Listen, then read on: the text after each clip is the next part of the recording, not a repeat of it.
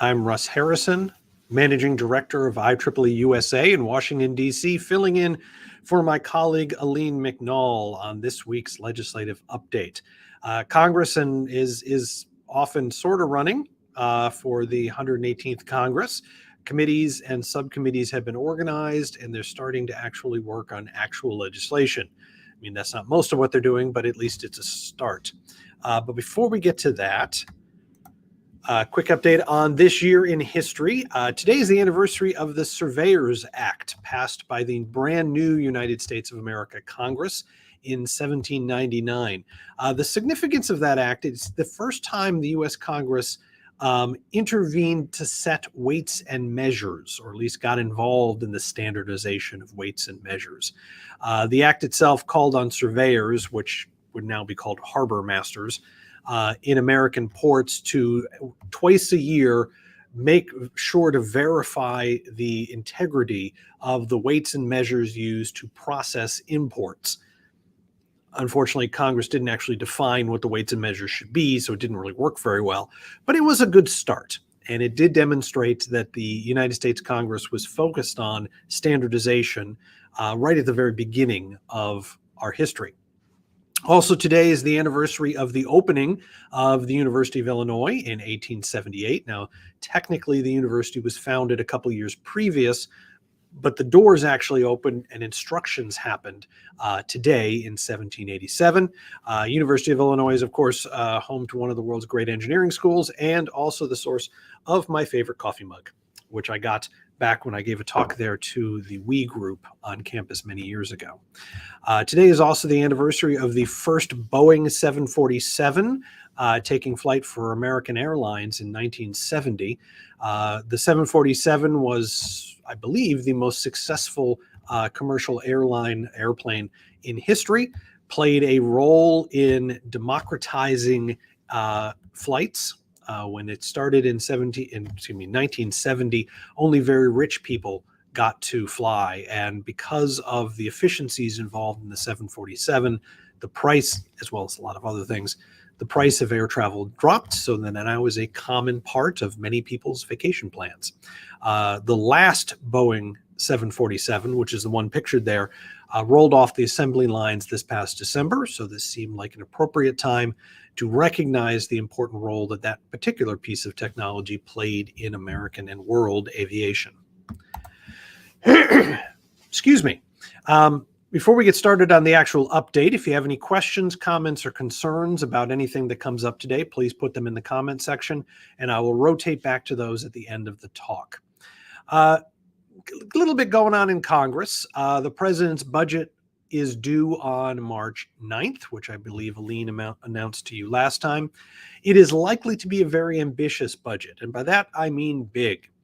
The expectation is that the House of Representatives, controlled by the Republicans, will start with a much more constrained budget, meaning less money. And since everybody knows this is going to be a protracted negotiation, the president is likely to carve out a position way off in one direction. House Republican leaders are likely to carve out a position way on the other side, and then the two of them will fight it out over the course of the year and end up with something more or less in the middle. As we've seen for the last several years, the president's budget doesn't actually mean very much, but it is the start of the appropriation season, and it will play a role in setting the opening bids of the two parties. We do expect the appropriations process to be brutal this year, even though it hasn't even really gotten going yet. Most people in Washington expect there to be a continuing resolution into December, if we're lucky, and possibly into the new year.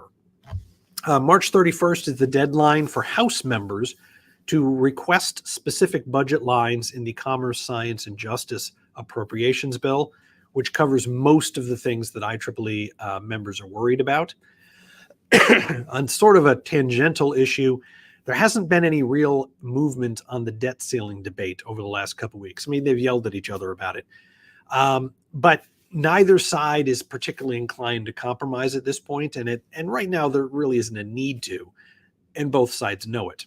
We expect this to become an issue in the early summer as we start to approach a point where not raising the debt ceiling starts to create a problem. But we're not there yet. Big news in the technology world here in Washington this week is the NIST announced its first request for proposals for the Big CHIPS Act programs.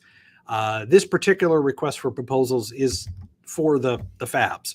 It's for the billions of dollars that are going to be spent to entice companies to build computer chip manufacturing facilities in the United States. So that's not really anything IEEE is going to go after, although certainly lots of IEEE members are going to benefit from these investments. But there are some pieces of it that could impact us, and IEEE and IEEE-USA are looking very carefully at those opportunities to see what we can participate in.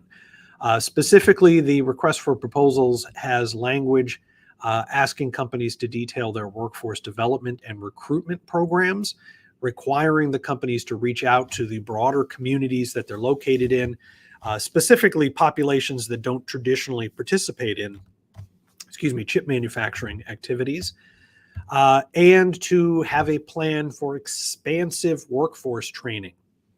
And what I mean by expansive, it covers, the tech guys, the people with college degrees in engineering and PhDs and postdocs and all those folks, but also has to include programs like apprenticeships, like community college, and other sort of training programs to pull people into the CHIPS world. It doesn't require apprenticeships, it just requires programs like that. Mostly this is focused on construction and money to actually build buildings and things, but there are the other pieces in there as well that IEEE-USA and IEEE might be able to participate in. The other thing to note about this is you'll notice the new NIST CHIPS Act logo up there on the right of your screen. The government produces a lot of logos, and most of them are fairly boring. I thought that one was pretty cute. I thought that they did a good job with that one, and we should note that. Excuse me. The administration released its national cybersecurity strategy document this week, which detailed plans for protecting not really government assets, but societal assets, which includes government facilities, but also includes infrastructure like power plants, waste treatment plants, other pieces of our economy that may be owned by a private entity, but which have dramatic impacts on public safety and health.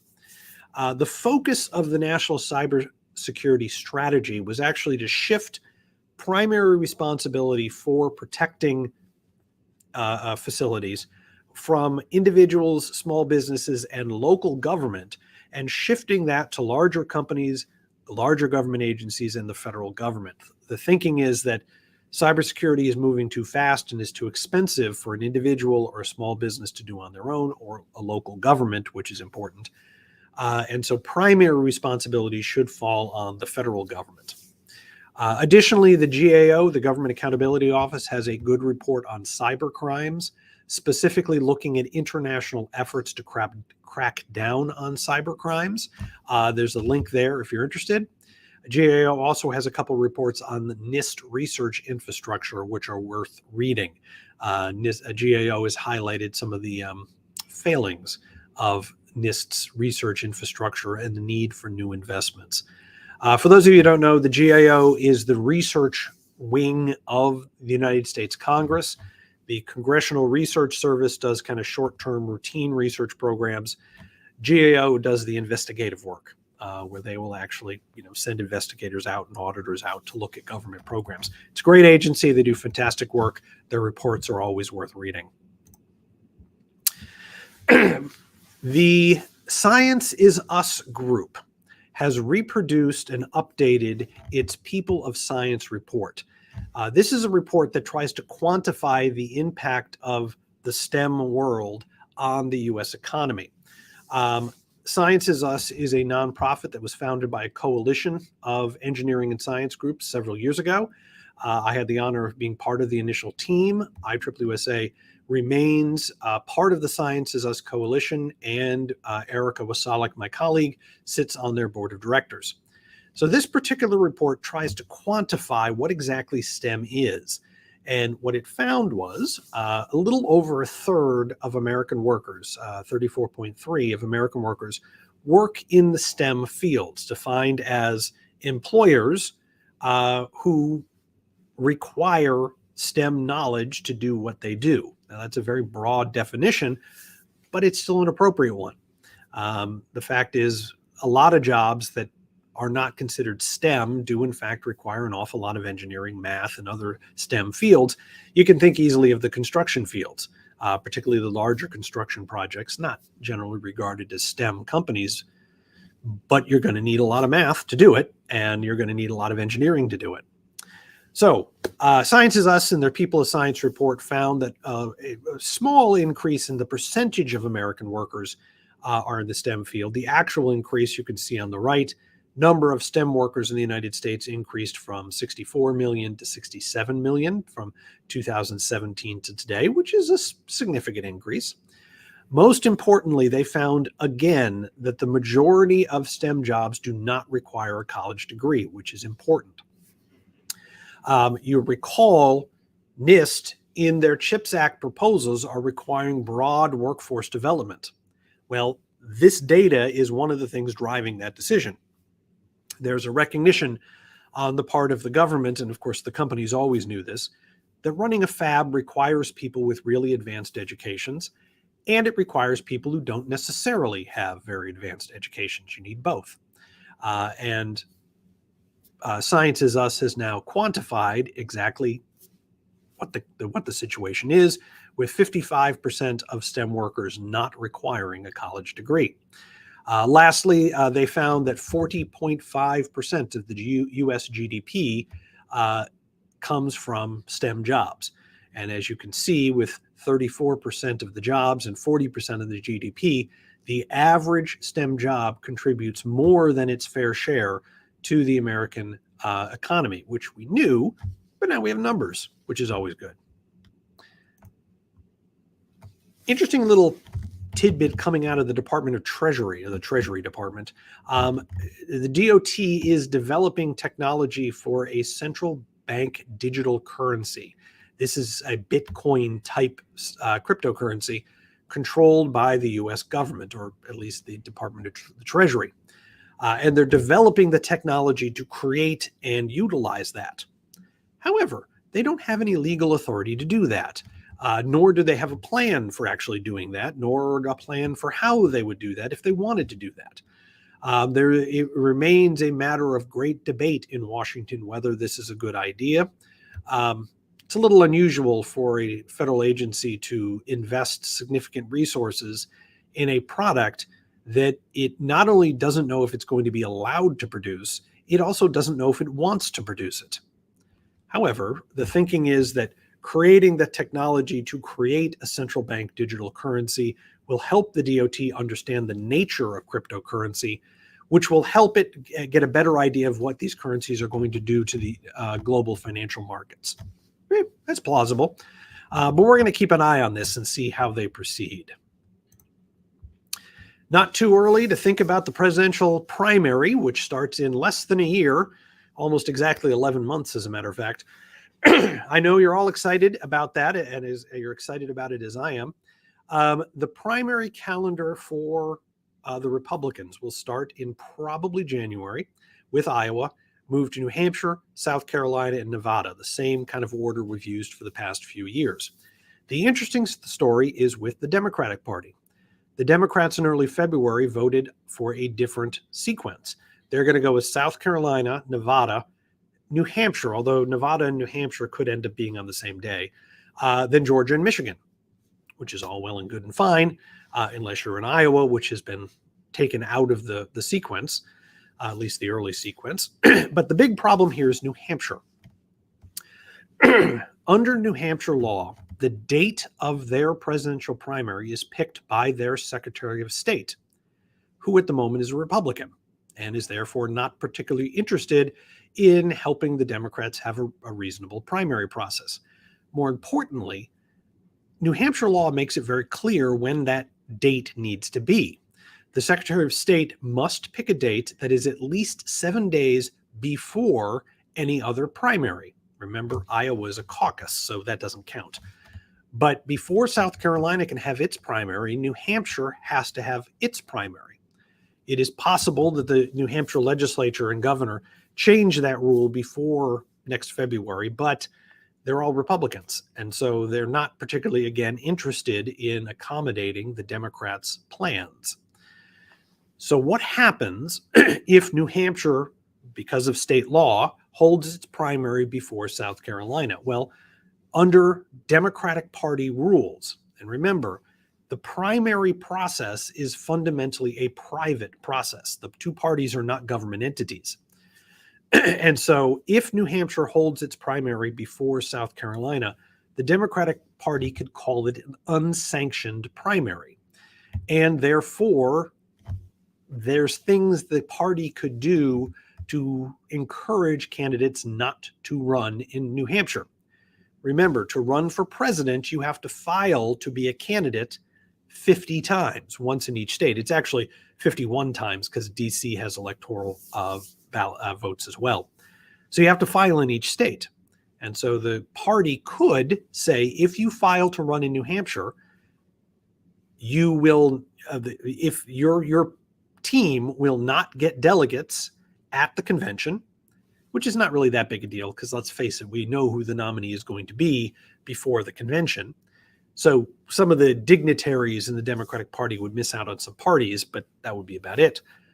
But they could also do things like deny candidates that file to run in New Hampshire access to party donor lists or party voter lists or party volunteer lists. Or they could say, if you file to run in New Hampshire, you cannot appear on stage as part of our debate.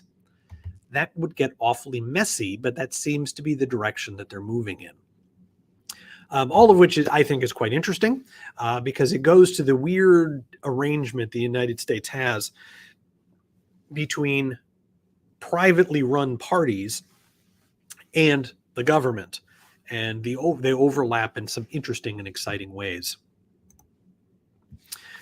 The IEEE-USA Congressional Visits Day is scheduled for April 4th and 5th, just about exactly a month from now.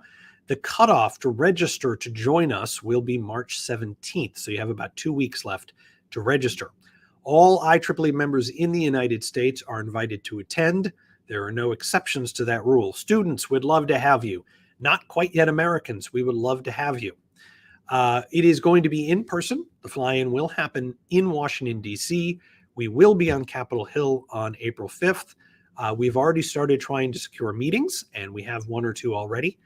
So if you're interested in joining us to meet with your elected officials to talk about issues of great concern to technology professionals in the United States, please join us. The registration is up there on the screen, or you can go to our website. The focal point, the asks of our Congressional Visits Day this year will be funding the CHIPS Act, supporting commercial nuclear power, and open access, all of which are greatly important to IEEE members. Our next update will be March 16th, Thursday, March 16th, the day before the CVD deadline. We anticipate that Aline McNall will be back with us then. And just to remind you, we are reserving cabins for the IEEE-USA 50th Anniversary Cruise, which you'll hear more about in just a second, October 16th and through the 20th. I will tell you that the cabins are going very quickly. We've actually sold out of the room block, all of the suites on the boat that were part of a room block. Now we've gone back to the cruise line and gotten additional suites added to our block, but they are booking up quickly. Once the boat is full, and the boat will be full, that's that. We're out of cabins. So if you're interested in joining some of your colleagues and friends for a fun 4-day cruise, I encourage you to register quickly. The cabins are filling up. And with that, I'm Russ Harrison, Managing Director of IEEE-USA. My phone number is 202-530-8326. My email address is r.t.harrison@ieee.org. If you have any questions about anything I touched on today, anything I didn't touch on today, or just general IEEE topics that you need some help with, please do not hesitate to reach out and ask. And with that, I'm going to switch over to comments. Oh, lots of comments. Oh, that's Jonathan making sure you're all updated, which is awesome too. Thank you, Jonathan, for posting all of that. Lots of links in the chats, lots of additional information, but I don't see any further questions. And so I want to thank you all for joining me today. Look forward to having you back in 2 weeks with Aline McNall giving her normal update. Have a great week and have a great weekend. Thank you.